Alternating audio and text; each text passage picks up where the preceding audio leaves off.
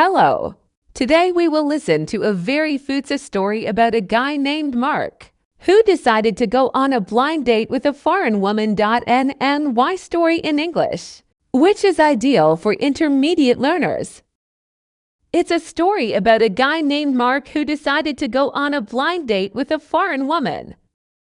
But his excessive self-confidence and an unfortunate mix-up with very similar words let him down. Before we begin, please like and subscribe to the channel so you don't miss our new lessons. Enjoy listening. First, let's take a closer look at the key vocabulary that will appear in our story. This will help you better understand the context and avoid making the same mistakes as Mark. The first word, confusion. It means to confuse or embarrass someone. The second expression, blind date, literally, a blind date. The third word, embarrassing. It means awkward or uncomfortable. Fourth word, pregnant. Be careful. It means pregnant. Fifth phrase, loss in translation. Translation, difficulties in translation. Sixth word, dessert. Pay attention to the stress and spelling. Seventh word, chef. This is the head chef in a restaurant. Eighth word, spicy, meaning hot or with spices. Ninth word, allergy, allergy. 10th word, nuts. But if you say notes, it will mean musical notes or recordings. 11th word, advice. Remember, this is an uncountable noun. 12th word, cost. To cost. Don't confuse it with the word coast, the seashore.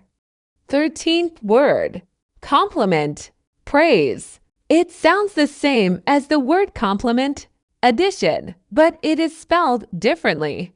14th word, present, gift, or present. 15th word, fluent, fluent in a language. Mark thought he was fluent in English. 16th word, soup, soup. It is often confused with the word soap, soap. 17th word, kitchen, kitchen. Be careful not to confuse it with the word chicken, chicken. 18th word, married, married.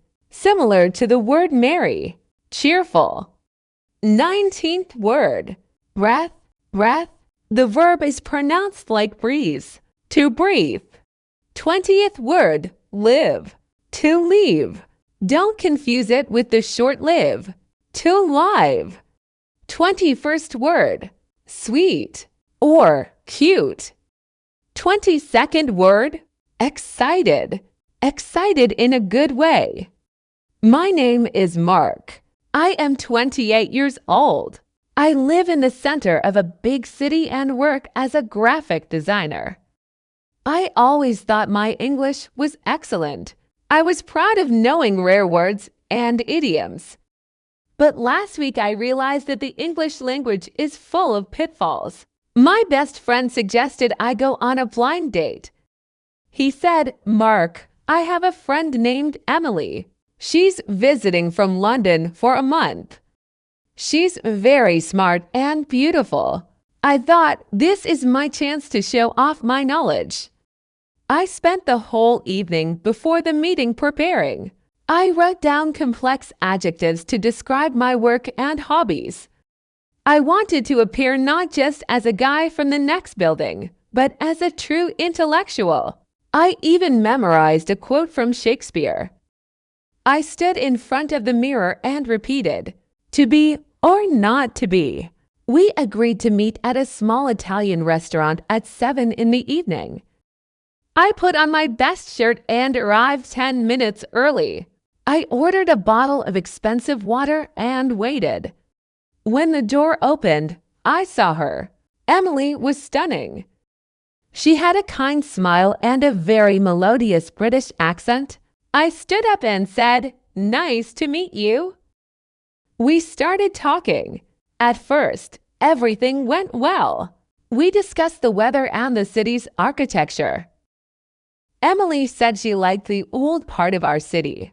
I replied, yes, our town is very beautiful. But I accidentally said it as Tong. It came out as, yes, our language is very beautiful. Then we started talking about work. Emily said she was the head chef at a famous London restaurant. She said, I'm a chef. I wanted to say, that's very prestigious. You must be a very important chef. But instead of the word chef important, my tongue said cheap. I smiled and said, oh, you look like a very cheap chef. Emily was silent for a moment. She slowly put her fork down on the table. Her eyes widened in surprise. She asked, do you mean that I work for pennies or that I cook bad food from dumpster food? I felt sweat beading on my forehead. I began to explain quickly, no, I meant your importance. But the word importance flew out of my head. I just waved my arms and repeated, you are very, very cheap. Trying to fix the situation with the cheap cook, I decided to change the subject to food.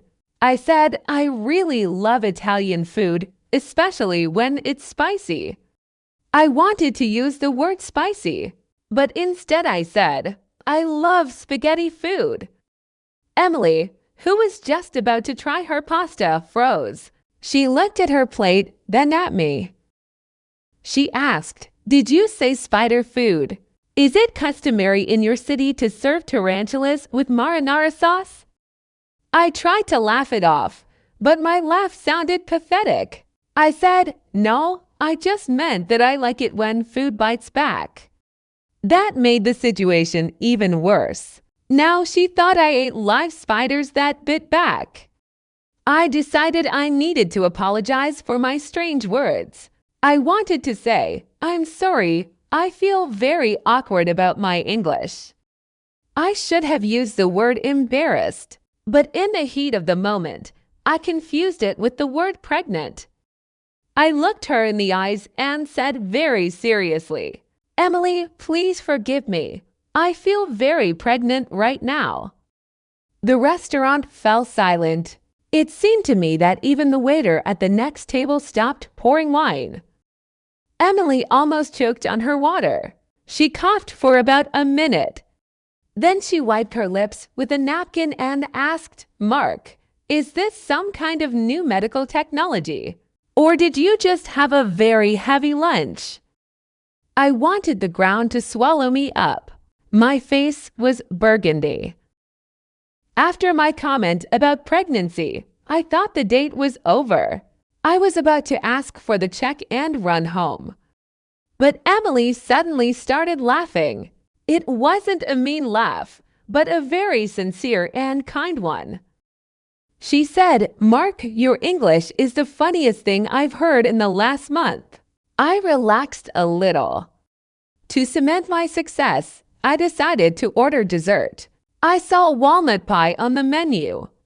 I wanted to be considerate and ask if she was allergic to nuts. But because I was nervous, I mixed up the vowel sounds and said notes.